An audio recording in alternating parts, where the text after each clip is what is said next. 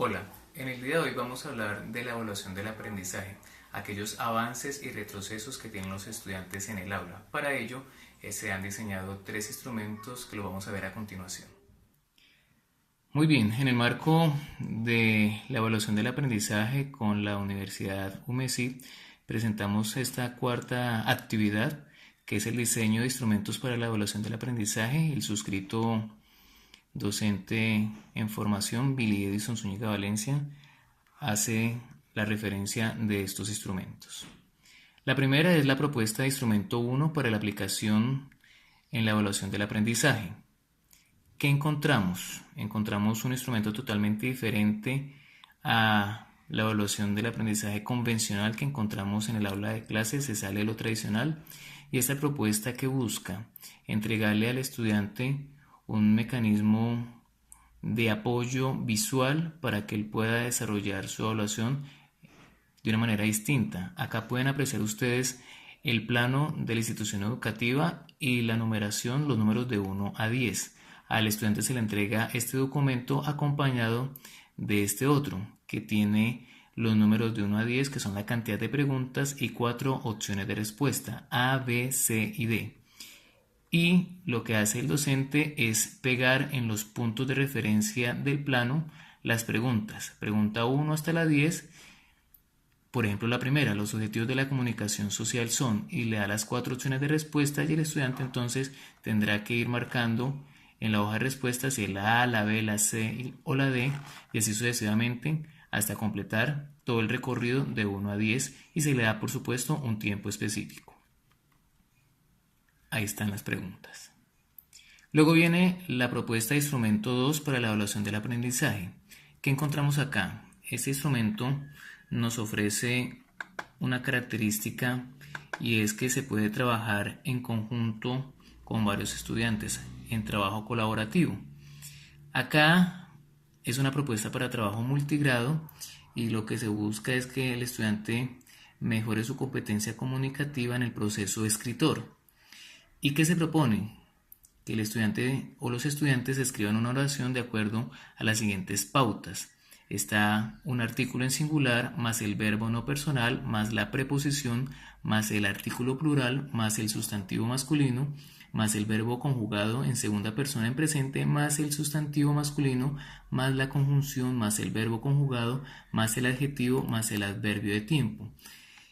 Más que una evaluación, lo que se busca es que el estudiante sea evaluado aprendiendo también en este proceso. Acá tenemos entonces los artículos que hay de clase y número, en clase determinado o definido, indeterminado o indefinido, neutro o contracto, y en singular o plural. Luego vienen los verbos, que pueden ser no personales, en infinitivo, en gerundio, en participio, y los verbos personales que expresan número, persona, tiempo, aspecto o modo. Luego vienen las preposiciones, y hay un pequeño significado porque es un recorderis para el estudiante de lo que quiere decir las preposiciones, y está el listado de las preposiciones como tal. Luego vienen los sustantivos, que vienen por número, género, propios, comunes.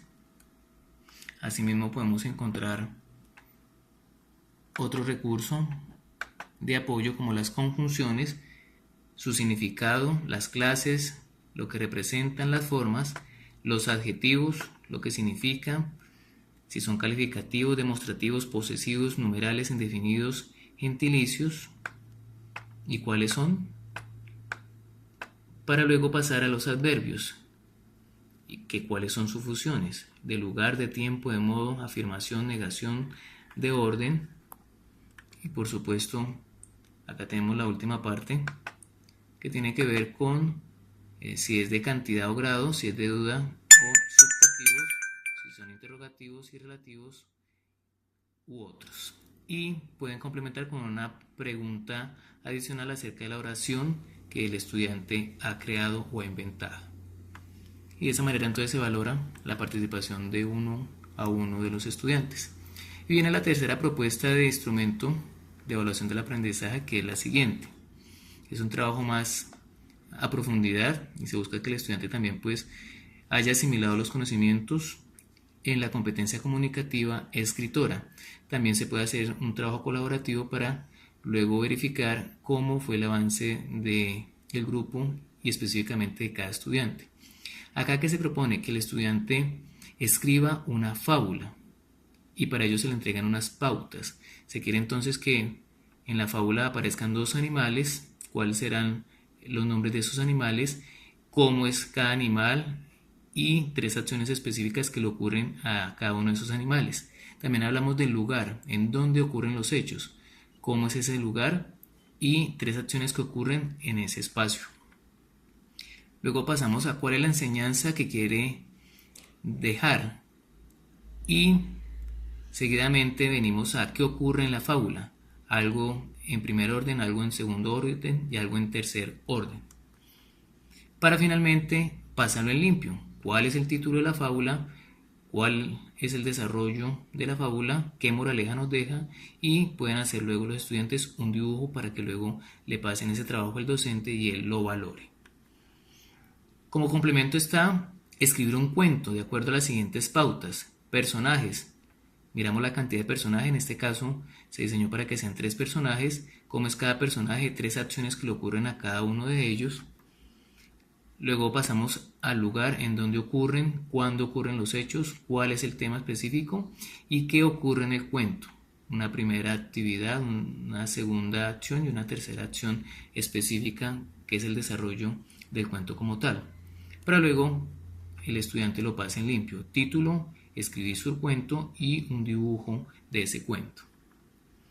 Luego pasamos a un poema para que el estudiante lo desarrolle con las pautas siguientes. ¿A quién le vas a escribir ese poema?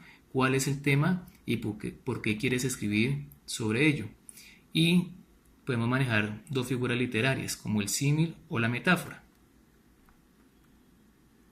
Y empezamos a redactar nuestro poema.